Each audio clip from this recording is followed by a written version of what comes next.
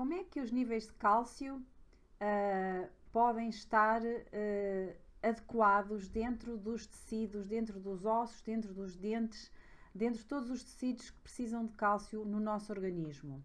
Esta é uma questão importante, porque temos, por exemplo, mulheres que vivem em África que não têm o hábito de consumir produtos lácteos e que têm níveis de massa óssea bons, não têm nem osteopenia, nem osteoporose e não consomem estes produtos ricos em cálcio.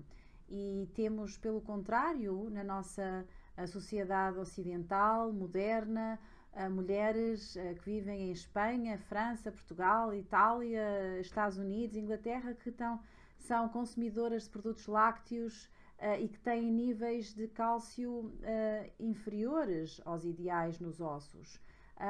Então, a questão não é a ingestão do cálcio, os suplementos do cálcio, em relação à osteoporose ou às doenças onde há falta de cálcio dentro dos tecidos, ou quando também há doenças em que há cálcio a mais no organismo que está depositado nos sítios errados. Por exemplo, quais são alguns sintomas de cálcio depositado nos sítios errados? Dores nos ossos, insónias, ansiedades, tendinites, bursites, pedras na vesícula, pedras no fígado, cataratas, obstipação, asma, hipertensão arterial. Nem toda a hipertensão nem toda a asma são desta causa, mas também há pessoas que têm estas doenças cuja causa é exatamente o cálcio a mais. Tanto que para tratar a hipertensão há um medicamento que funciona à base, são bloqueadores de canais de cálcio e funciona muito bem. Temos também, por exemplo, as idas urinar com muita frequência, os espasmos, por exemplo, nos membros superiores. Eu tive uma vez uma senhora, uma paciente minha, que ela queixava-se que tinha muita rigidez nos pés e que os pés curvavam sem os dedos dos pés, sem que ela desse essa ordem. Na altura não sabia que era a falta de cálcio, que era o excesso de cálcio nesses tecidos depositados e tem tratamento. Qual é o tratamento? Também temos, por exemplo, eu esqueci-me de referir as osteofitoses, em que o cálcio forma o esporão do calcânio também, não é? Onde há deposição de cálcio, não é? Que forma um biquinho, os biquinhos de papagaio até que se chama, na coluna e que pode causar artrose se for perto nas articulações, faz com que a articulação se desloque, saia do sítio, que fica a roçar no sítio errado, desgasta, inflama, incha, fica vermelho e dá-se um processo inflamatório crónico, cuja causa é exatamente o excesso de cálcio e a deposição de cálcio nos sítios errados, porque muitas vezes até falta cálcio dentro dos ossos, mas ele não foi para lá, ficou de fora e ia fazer muitas complicações e problemas, porque ninguém disse para o cálcio entrar nos ossos e nos dentes. E quem é que diz? São exatamente estas hormonas da calcitonina, neste caso a paratormona também, que é a glândula paratiroideia, que produz estas hormonas que regulam o nível de cálcio no sangue. Há, por exemplo, pessoas com fibromialgia cujo diagnóstico está confundido com hiperparatiroidismo, ou seja, as glândulas paratiroideias estão hiperativas e o boro é um dos minerais que regula as glândulas paratiroideias, assim como o iodo está para a tiroide, o boro está para as glândulas paratiroideias. E quando se toma o boro, pessoas com osteoporose começam a reverter esta doença e a ficarem com níveis adequados de cálcio dentro dos ossos. Também o magnésio é o antagonista do cálcio e também é muito importante, e a vitamina D2 e a vitamina D3 e K2. O potássio também é muito importante para que haja a entrada adequada dos minerais e dos eletrólitos dentro da célula. Gostaria de falar agora sobre um problema que está a montante da falta destes minerais, do boro, do potássio, do magnésio e das vitaminas D3 e K2, importantes para regular os níveis de cálcio no organismo e dentro dos tecidos. Então vamos aqui para a bilis, que vai emulsionar as gorduras que nós ingerimos com a alimentação. E essas gorduras elas têm que ser digeridas por sucos digestivos, neste caso a bilis, que é expelida pela vesícula biliar quando nós ingerimos gorduras. Também o pâncreas produz 3 enzimas, a lipase, uma delas que vai digerir as gorduras também, e estas enzimas é que vão possibilitar as gorduras e as vitaminas que estão dissolvidas nas gorduras. Por exemplo, se comemos uma manteiga, ela tem vitamina D, e a manteiga tem que ser digerida através da bilis, mas também a vitamina D, para que possa depois entrar para o sangue. Então, quando não há uma produção e emissão de bilis adequada para o jejum do duodeno, íleo, no intestino delgado, que é o resto da digestão depois do estômago, então não há mesmo capacidade do organismo de absorver essas maravilhosas gorduras e essas maravilhosas vitaminas lipossolúveis que tanto precisamos dentro das nossas células. Então até pode estar a fazer um suplemento maravilhoso de vitamina D3 e K2. E depois não tem os ácidos digestivos para fazer os ácido clorídrico e os biliares e as enzimas pancreáticas para digerir e absorver, eles não vão passar para o sangue, eles vão passar para as fezes e para fora do organismo. Então há aqui este problema de termos que pôr a bilis a funcionar, a vesícula a funcionar. Pessoas que não têm vesícula, muito bem. Há suplementos hoje em dia de bilis bovino, em que essa bilis é ingerida com alimentos ricos em vitaminas lipossolúveis e gorduras e vai emulsionar essas gorduras para serem digeridas, ok? Também podemos ter enzimas pancreáticas para ajudar nessa digestão. Agora, uma coisa ainda mais amontante antes destes problemas de vesícula e de pâncreas é o estômago, porque o estômago tem que estar num determinado pH para que possa-se produzir depois enzimas que vão informar o cérebro, que por sua vez vai dar a ordem ao pâncreas e à vesícula para mandarem os seus sucos digestivos para o intestino delgado. Então, se não há esse pH no estômago ideal, toda a digestão vai ficar perturbada. Então, eu queria lançar aqui uma bomba, ok? Se me permitem. E a bomba é, por favor, maximizem a operacionalidade do vosso estômago. Tem que estar muitíssimo bom para vocês terem os nutrientes necessários até para fazer desintoxicações. Há pessoas que ficam muito preocupadas em desintoxicar, e certo é que é necessário, mas se não houver uma boa digestão e uma boa absorção de nutrientes, como é que as enzimas vão se formar se não há os cofatores dos minerais e das vitaminas, e se não há as proteínas e os aminoácidos que compõem essas enzimas que desintoxicam, como a glutationa e a metalotianina e outras enzimas que necessitam de todos esses minerais e esses aminoácidos. Não vai acontecer isso. Então, não pode acontecer nada no nosso organismo, enzimaticamente, hormonalmente, neurotransmissores, se não houver os nutrientes lá. Prémios Nobel, cientistas têm dito que todas as doenças nascem primariamente de uma falta de nutrientes. Neste caso, uma absorção deficitária de nutrientes por uma má digestão. Portanto, vamos começar pelo princípio. Nós não construímos uma casa pelo telhado, nós construímos pondo os bons alicerces. E os bons alicerces para qualquer ser humano ao cimo desta terra, para ter saúde, é ter primeiro um estômago a funcionar bem. Com a idade nós perdemos capacidade de produzir sucos digestivos, ok? Então vamos usar todas as ferramentas para induzir a produção desse ácido clorídrico, como são plantas, por exemplo, carminativas, que é o alecrim, o funcho, a hortelã-pimenta, a canela. Podemos fazer chás e beber uma pouca quantidade ao final da refeição, como por exemplo os nossos suplementos de magnésio e de vitaminas do complexo B, fundamentais também para que haja uma boa digestão.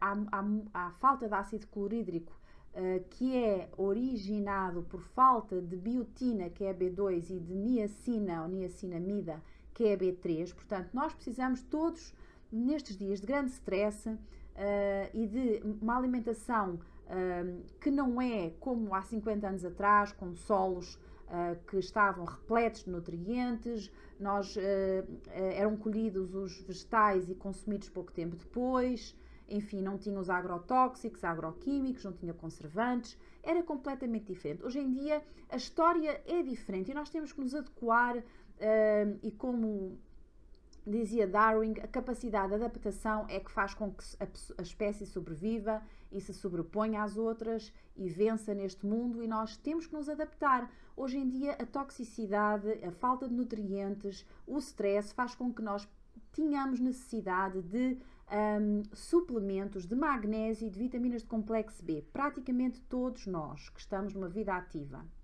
Então eu recomendo tomar no final da refeição estes 2 suplementos com um bocadinho ou destes chás que são carminativos, pouca quantidade e quentes, nunca beber líquidos frios, muito menos com gelo à refeição.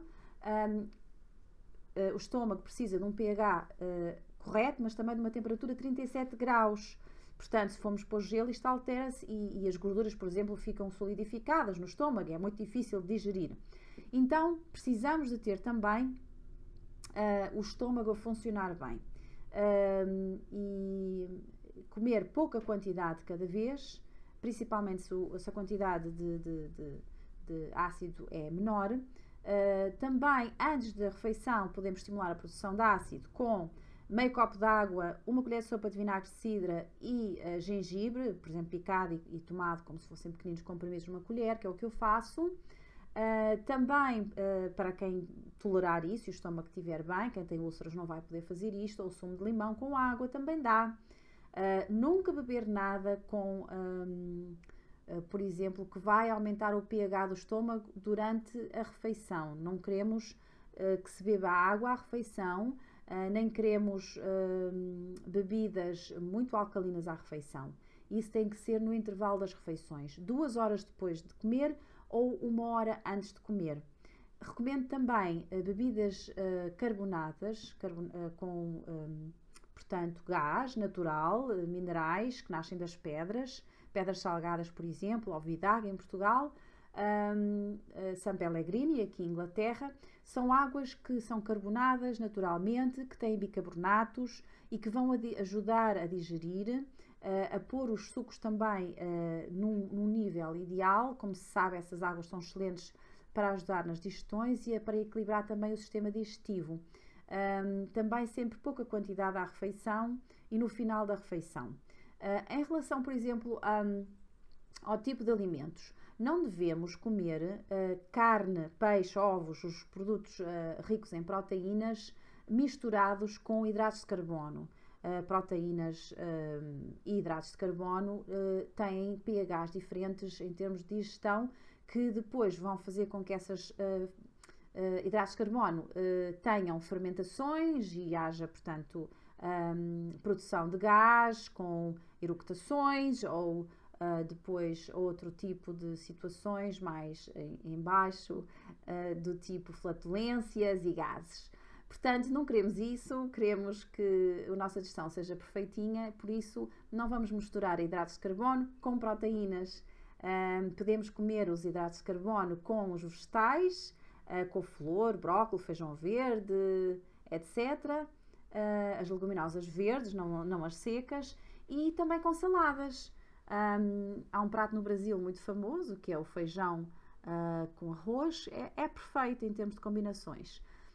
As proteínas devem ser comidas também com vegetais crus e cozidos. Devemos cozinhar a vapor para que não percam também os seus sais minerais e as vitaminas. Devemos também nunca, jamais fazer uma refeição com altos níveis de stress, com ansiedades, preocupações extremas, nada disso, porque depois a produção de ácido clorídrico vai ser prejudicada. Devemos relaxar, pelo contrário, se for possível até subir os pés para uma altura que seja ao mesmo nível do estômago e pousar o garfo entre cada garfada e permitir assim que o estômago relaxado possa produzir os seus ácidos clorídricos ideais. Há muitas pessoas, porém, que não vão conseguir produzir esses ácidos clorídricos por causa da idade ou por outros fatores. Então, nós temos os suplementos de pepsina, de betaína com HCl e pepsina. Esses suplementos de ácido clorídrico com esta enzima, que é a pepsina, já vão fazer parte do nosso trabalho, que nós não estamos a conseguir fazer no nosso estômago para digerir tudo isto. E, portanto, devemos fazer esses suplementos e tomar, subindo uma cápsula de 3 em 3 dias, até que o estômago dê sinal. Quando nós tivermos uma pequena acidez, vamos para a dose anterior e ficamos a tomar naquela dose. O nosso estômago, ele vai também recuperar ao longo do tempo, se nós tomarmos uma semana, 2 semanas, estes suplementos destas enzimas e etc. Outra coisa fundamental é que o nosso estômago produz o fator intrínseco, que é como que um táxi que transporta a vitamina B12 fundamental, a cobalamina, até ao último pedaço do intestino delgado, onde ela é absorvida para o sangue. O que se passa é que quando há baixa produção de ácido clorídrico, as pessoas têm perturbações no estômago, elas não estão a fazer a absorção da B12, porque não está a haver a produção suficiente de fator intrínseco. Então, com esta suplementação de betaína com HCl e pepsina, já vai haver a produção do fator intrínseco e isso vai facilitar a absorção da vitamina B12, que é fundamental. Hoje em dia sabe-se que as doenças mentais, como o Parkinson, o Alzheimer, a demência, precisamos, para fazer prevenção ou tratamento, ainda quando é possível, e reverter o que for possível, as vitaminas B12, ácido fólico e B6. Portanto, muito importante pôr o pH do estômago de forma a podermos fazer a absorção destas vitaminas e tomar suplementos, especialmente a partir de uma certa idade.